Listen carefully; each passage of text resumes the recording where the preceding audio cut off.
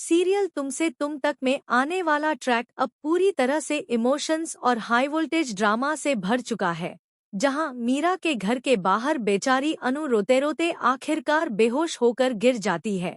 क्योंकि मीरा ने न सिर्फ उसके लिए गेट खोलने से मना कर दिया बल्कि इतनी बेरहमी दिखाई कि अंदर बैठकर चैन से हेडफोन लगा लिए और अनु की चीख पुकार तक सुनना जरूरी नहीं समझा।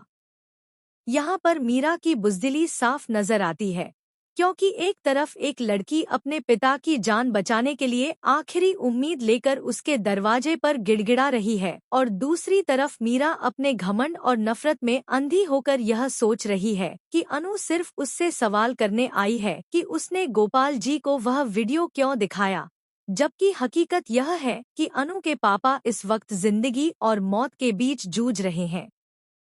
अनु बार बार उसी इंसान से मदद मांगने जाती है जिसे वह खुद जानती है कि वह उससे कितनी जलती है और कितना नफरत करती है, लेकिन मजबूरी इंसान से उसकी सारी समझदारी छीन लेती है और इसी मजबूरी में अनु पागलों की तरह मीरा के दरवाजे पर गिरती पड़ती रहती है।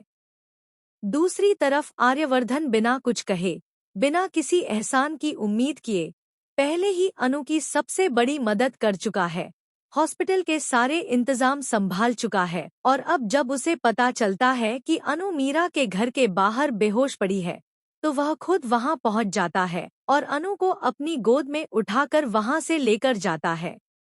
अनु के चेहरे पर बेहोशी है, आंखों में आंसू सूख चुके हैं और दिल में सिर्फ अपने पापा की टेंशन उसे अंदर ही अंदर खाए जा रही है।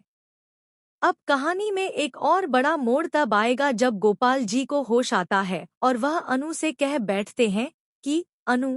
तुमसे ये उम्मीद नहीं थी। और यहीं से दर्शकों के मन में सवाल खड़ा हो जाता है कि आखिर गोपाल जी ने ऐसा क्यों कहा?